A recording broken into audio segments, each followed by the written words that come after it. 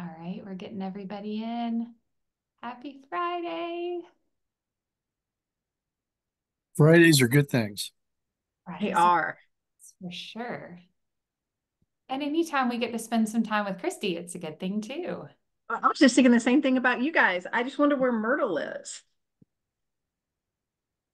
Where's Myrtle Rob? Where's Rob today? Where's Waldo? Christy, I'll send you Myrtle's obituary that I had in the commentary about a month ago. Oh no. I'm sorry. So sorry. I'm like invested in Myrtle. Like, Yeah, it, it was not good. I'm sorry. Not good. All right, So on that note, I'm just gonna redirect us. Is that okay? All right, I want to play some trivia with everybody. We'll make some laughs on a Friday and try to have a little bit of fun. All right, so I have some fun credit union trivia because we have Christy on with us today, and I thought it would be super fun. Um, Christy, when do you think the first credit union was established in the US? it was, well, I can tell you when we were established. Can I have a cheat? So I'm Yeah, reading this book right now. what's the book? People, Ira, People Not Profit. which is all about the founding of the credit union. I haven't started it yet. It's my goal to read it over the weekend. So I should have read it before coming here, but I'm going to say 1922. I don't know if that's right, but Okay, 1922. Rob, what do you think? first off, I think Melissa, you need to talk to Steve Milner about reining Ira in. He's a loose cannon. Uh, Second of all, credit union wasn't the first one like Pratt Whitney or something in Ohio or Boeing up in Washington. Um, so I'll say 1948. 1948. Steve Turner nails these every single week. So it was actually April 6th of 1909. oh, Yeah. Jeez. And And no, Chrissy, I was not like in high school then or anything. Okay, so we're clear. I wasn't no, going to say that. Oh yeah, no, you were. Melissa warned me that you're mean, so I Oh, figured not. I I got did to not. head you he off. didn't have to warn you. You've known me for a long time. Yeah, All right. Any 1909. That's a long 1909. time ago. Yeah. Any guesses where it was? What state? We'll just broaden it. Well, it certainly wasn't Alaska, Hawaii, or Hawaii because they weren't states. That's Nor right. was New Mexico, I think. Yeah. I think it was I'm going to guess that it was New York. It was New York. Okay. Steve Turner hit it again. It was actually New Hampshire. It's Manchester, New Hampshire. It was St. Mary's Cooperative Credit Association. So yeah, there you go. Learn something new about credit unions today. And we're going to learn a lot more about credit unions thanks to Christy joining us.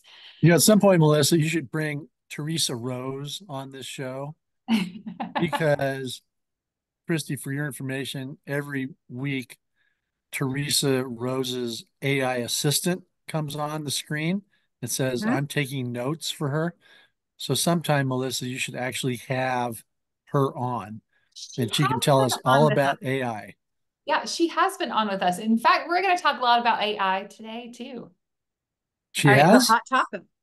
Yeah. Yeah. Sorry. All right.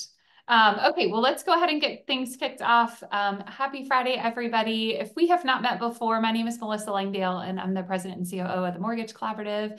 As always, joined by Rob Chrisman. And this week, our very special guest is Christy Soukhamneut of UFCU. Did I say it right, Christy? You did. You get bonus points. I have been practicing so hard.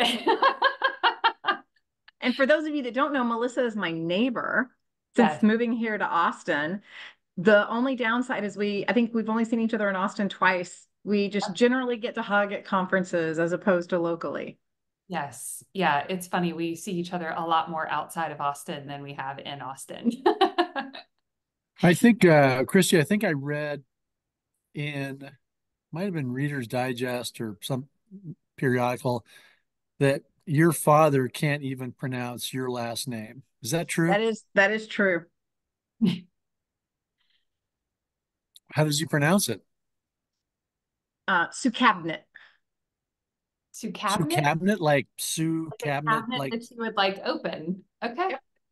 Because that's how he kind of learned to say it, like as phonetically. And so it has just defaulted to that. Okay. All right. Well, let's talk about credit unions a little bit. Will you tell everybody a little bit about UFCU? UFCU was originally founded by professors from the University of Texas, and we are 88 years old, right? Hook 'em horns. there you Oh, go. and Oh, and I got lasers and horns going. Okay. This Melissa's is showing awesome. off yet again her technological skills. I have my flip phone here and she's like has stuff shooting out her fingertips on the screen.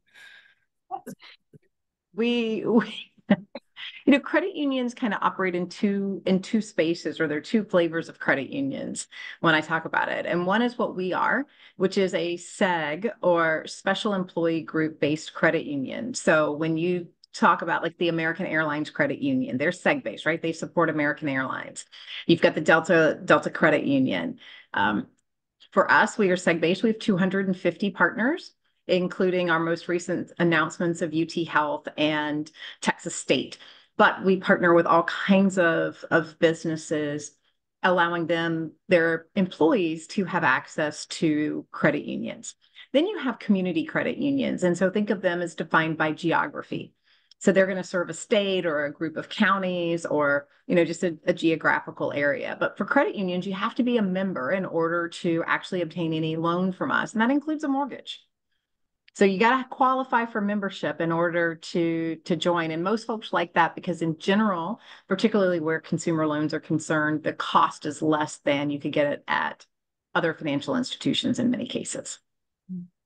So I have a question for you right off the bat. Let's say I am a vendor, um, you know, a hedging company vendor, a CRA, a LO, whoever, name your. Okay. If I want to quote tap into your member base, do I go through you, for example, or do I call on each credit union in terms of offering them some kind of whatever it is? I'm not sure I follow. So if you are So let's say let's say I'm MCT okay, and I want to hedge the pipeline. Do all the loans go through? Do all the mortgage loans for the companies that you work with, the credit unions, go through you? all the companies we work with are imagine that our SEGs are UT and Texas State and Goodwill and that, so all that would come through us, and we operate as the entity. So you Okay. wouldn't contact those folks. But there are groups called CUSOs, or credit union service organizations, that serve a number of credit unions. So a group like MCT might go to that CUSO as the business entity that would then service all the credit unions that are a part of that, in addition, and then serve all their membership bases. Yeah. I see. Thank you. I'm sure you get this question a lot. There is quite a big difference between like depository banks and credit unions. The biggest one being what you just held up in your book, right? Being profit driven. But are there other, kind of key differences between the two that would be helpful for everybody to just kind of level set? The biggest difference is who do we report to? Because everybody has a boss. And when you think about a publicly traded company, the boss is ultimately the shareholders, right? That's who you've got to make value for. And for a credit union, our bosses are our members. So every single customer, because they have to be a member in order to do business with us, those folks are our bosses. And our mandate is to give them back as much value as we can in terms of lower rates, lower cost, lower fees, better services, all of those types of things. So our reporting, we have a little bit more patient capital, if you will, compared to other types of financial institutions.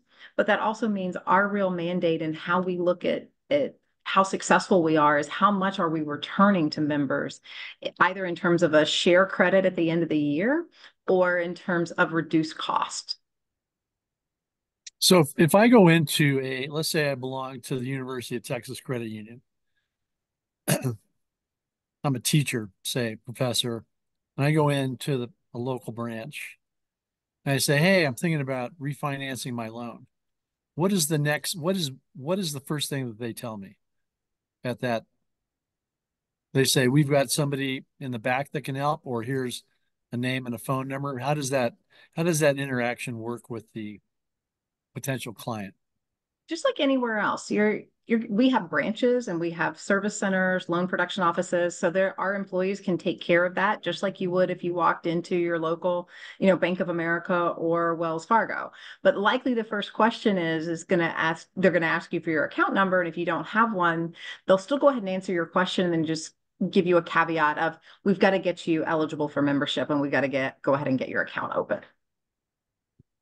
Sylvia actually put a good point in our Q&A. She said credit unions can also be open access to the consumer by making a donation to a charitable interest. So if that is one of your SEGs, yes. So in our case, we do have that, and it would cost you $1. And so pretty much anybody can be a member of our credit union, but not all credit unions offer that. Yeah. Okay. Well, I know we wanted to spend a little bit of time. You and I have more in common than just living in Austin. We also are both very passionate about innovation and technology in the industry as well. And so I know we wanted to spend a little bit of time. You and I were actually on opposite ends of the country this week in very different like AI-driven events, right? And so I thought it would be helpful to just kind of level set. I know you were at HousingWire's AI Summit. What were some of the really big takeaways from that? And although that was in Dallas, I don't know why I thought it was in Scottsdale. I just said opposite ends of the country. You were halfway, and I was over. We were still a pretty good distance, right? We both left Austin, and we were not in the same place, yeah. but really focused on the same subject. I think in different ways, which was very, very interesting. And Matthew, you are exactly right. This may be being here last year when we had 100 days of over 100 degrees as compared to this year. I'm like, this is so nice just getting to sit out on the porch and have an adult beverage at the end of a day. But the AI Summit was in Dallas, and it was, kudos to the HousingWire team. They put on an excellent event. It was done TED Talk style. So people would get up and talk for 15 to 20 minutes on given topics. And it really flowed well from like, why should you be doing AI? Like, what is it? And how do we define it for purposes of this conversation, to why should you be doing it? When is the right time? To what are some test cases or use cases that you should be thinking about, in the different areas of your business, to what do you need to think about from a compliance and regulatory standpoint, all the way to how do you actually implement it? Like, what steps and functional day-to-day things do you need to do or considerations to take into account to move that forward? And then you were at the tech sprint where you guys were just really focused on, tell us what you were focused on.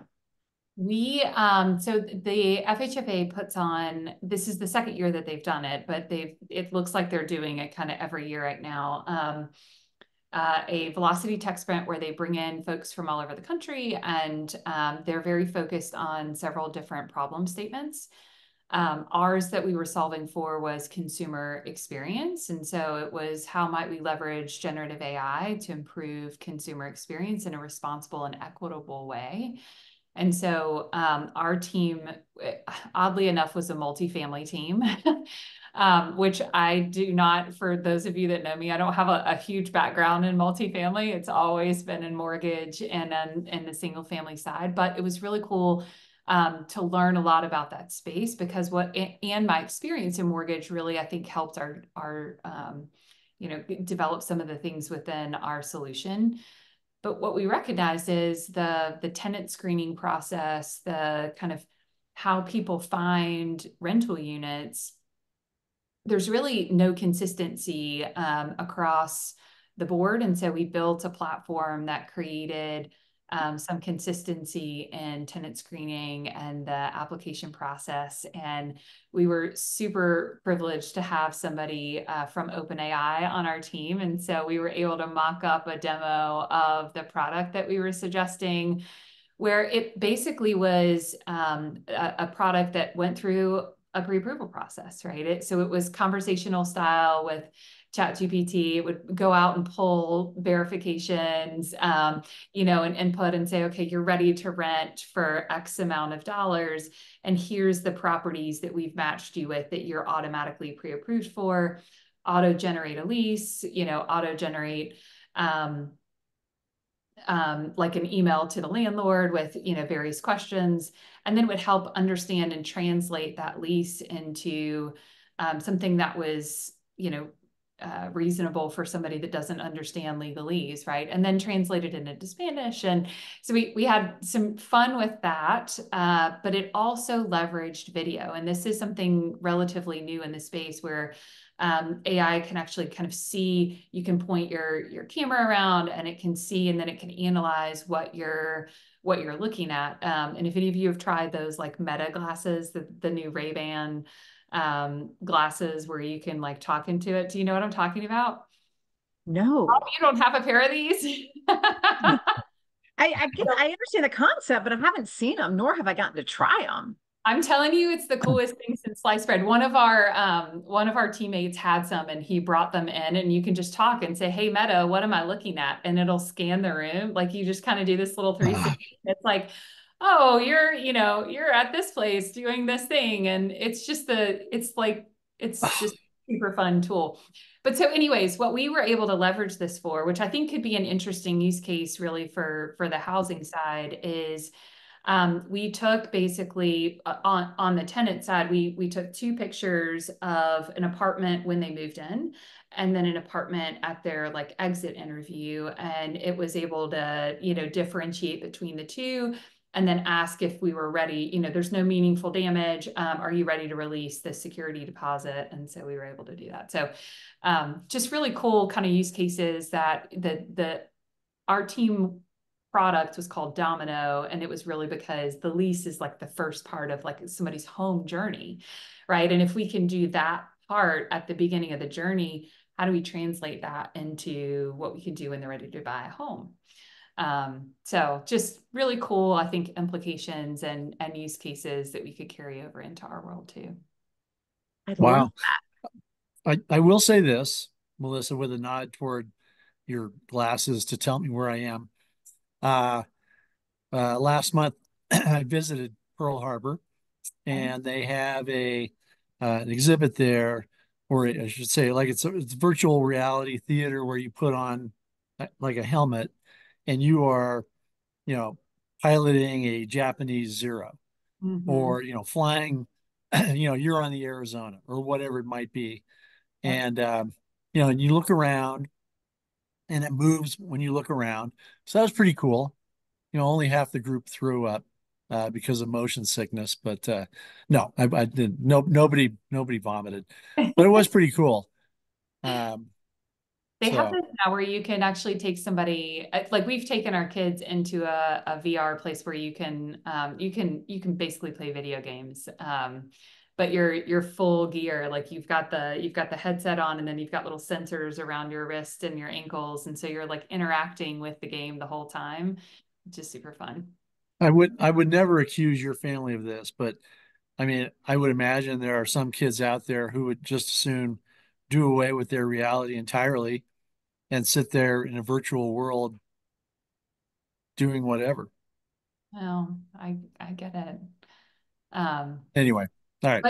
But so Christy, of all the things that you heard while you were in Dallas for the AI Summit, are there use cases that you guys are considering? Are there specific things that you felt, gosh, this is really exciting, and could have some good potential for the industry? Well, I'll tell you what was interesting is I'm a note taker. And so I sat there through the sessions just taking copious notes, not with an AI note taker. I was not that fancy. I was the AI note taker because I wanted it to process through my brain and, put in comments that I thought But then I took all that and I put it into artificial intelligence and had it summarize it for me. And there were a couple of key points that I think are pretty interesting. And one is foundational. And that is you've got to get your data in a good spot before you can start moving with AI.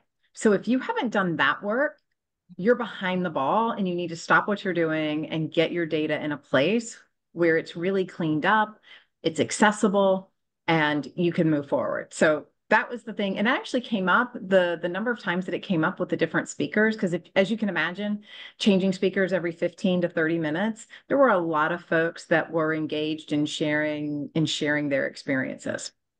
The second key piece that came out of the summary from the artificial intelligence was you need to start now. You're going to be behind if you don't get started. You need to find a pain point, determine if AI is a possible solution, and then start to figure out how you move AI into that in at least a small way. Maybe it's a pilot, maybe it's a larger thing. The riskiest places to start AI are consumer facing, though those are probably the things we think about most, but you have the most impact and the biggest ability to create havoc and friction and fall on your face. The easiest places to implement it are in internal only processes. So I thought that was a really good takeaway to say, okay, what are my pain points? Where could we do it? And as you think about, some of the folks that have done pitch days with you, they're focused on all avenues of those areas, but the ones that tend to get the most likes and people get excited about are the ones that are solving pain points. And, pain points can be anything from having to manually look at purchase advices instead of being able to automate some of that, because there are lots of opportunities for things to be enhanced with artificial intelligence that are going to make your people more efficient and make you able to handle more volume, which really is the future. I don't know of a single mortgage executive, and Rob, you know more people, so maybe you know somebody that gets excited about laying people off. Oh, I know a few. No, That's not me. I want to keep all my I'm team. kidding. I'm kidding. I know you're kidding, but we want to be an industry where we can create that stability and we can create the flexible capacity to do more with the same amount of staff that we have. And we want to be prepared to take advantage of the mini refi boom or lower rates with additional purchases, whatever that looks like for your organization. And so implementing AI in ways that can take tasks off of people that are mundane and repetitive, that's probably a really good place to start. It's an area that we have been working in to answer your question. I'm not trying to avoid it, but it's foundational so that people walk away with something they can do. Yeah. That those are the areas where we're starting. And now we're starting to work on some of the consumer facing, or in our case, member facing opportunities. Yeah. It's, I think everybody is a little nervous around consumer facing for, the hallucination reason, right? There's all this, what if it doesn't give the right answer? What if it, directs them to the wrong place? What if it, the things that I think about when I think about AI particularly, and there is a lot of nervousness in the industry around it for a lot of reasons. How are we going to be regulated on this? And what are we, what's really the risk to our organization, both from consumer facing, decisions that you're allowing for that, engine to make, or that AI to make.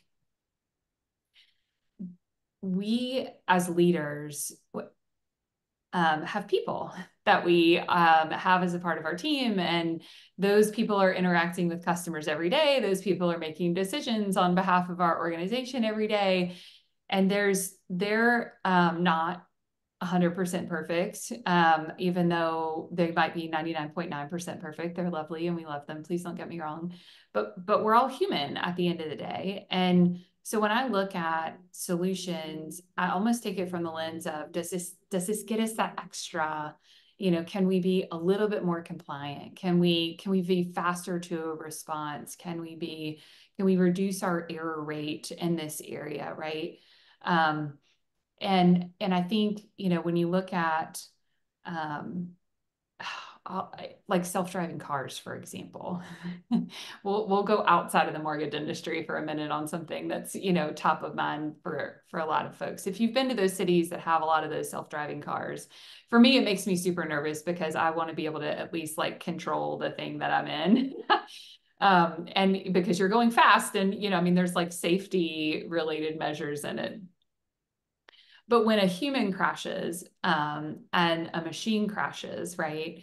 We almost put more onus on what we expect to be absolutely perfect. Well, if you want to be in something that's absolutely perfect, you can't control for all the other like variables around you, right? I don't know. I have this. I have the mindset that we have to step out a little bit from our comfort zone in some cases to take advantage of some things that can help differentiate companies in the future. But that's going to require a lot of thought processes around, what are we really comfortable with from a risk perspective? And so that's why I was curious what you guys were looking at implementing. There's banks and credit unions both have like different levels of security risk. They have that they, have to think about. Their regulators are, you gotta sit in front of your state or your, federal regulator and talk about why you made this decision and how you're protecting MPI for all of your members. Are there other things that you're considering as you go through looking at, advancements in technology, whether that be AI or not, that you feel like, have to be different in the credit union and banking world than necessarily what independent mortgage bankers have to deal with? I think size and scrutiny play a big difference. So the smaller you are, typically from a regulatory standpoint, the less scrutiny you have. And so there is a perfection to your point around what our expectation is of artificial intelligence. We expect a computer to be perfect. We don't expect a human to be perfect. I've actually seen some really cool studies that talk about that and walk through what those expectations are. But and it is humans want computers to be perfect. Mm-hmm. From a regulatory standpoint, you have to know and realize, and this actually came up at the Housing Wire Summit, that regulation hasn't caught up with where technology is.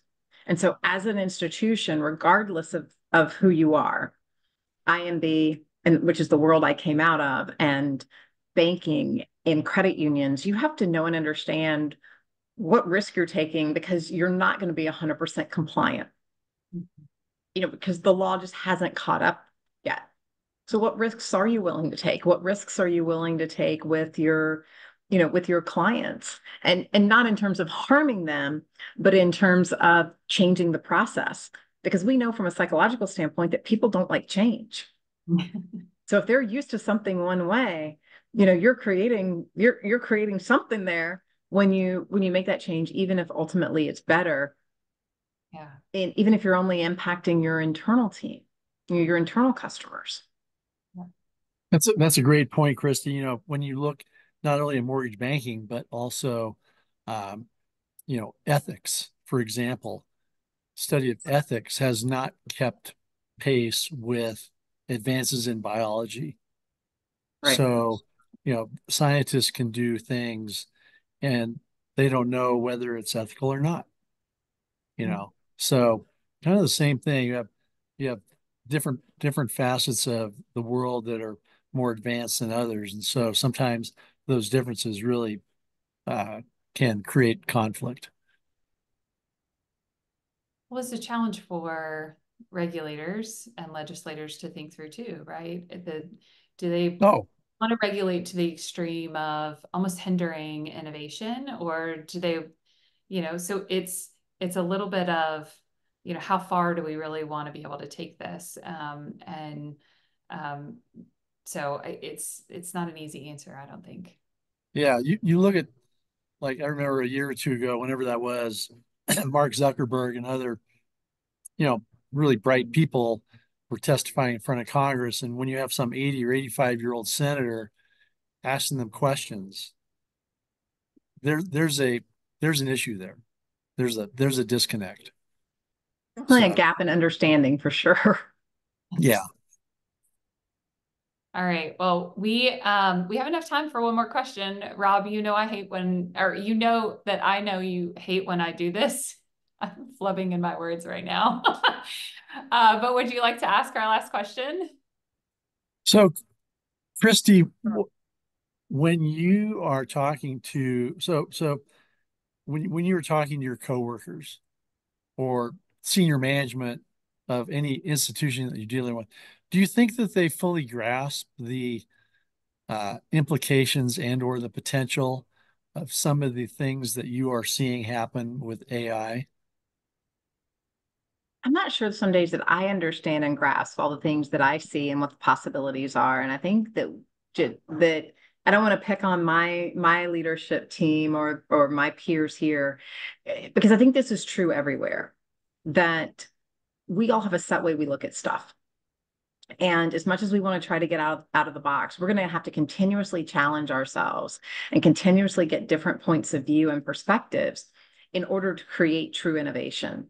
Because the sky is the limit for where things are going to go. I've seen more change in the last 2 or 3 years in the mortgage industry than I think we saw in the first 27 years I was in the business. It looks different today. It's going to rapidly look different. And I know I'm going to have to continuously challenge myself to put aside the way I think it should be done or what I think innovation looks like so that we can get to some real lasting change that reduces friction while still increasing the manufacturing quality and better serving the borrower. Good answer. I love it. Love it. Love it. All right, Christy, thank you so much for joining us. I so Yes, thank you. appreciate you and your insights and sharing those with everybody.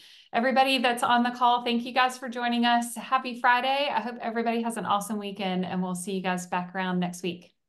Have a good Thanks, one, Melissa. everybody. Thanks, Rob. Bye. Thank you. Bye.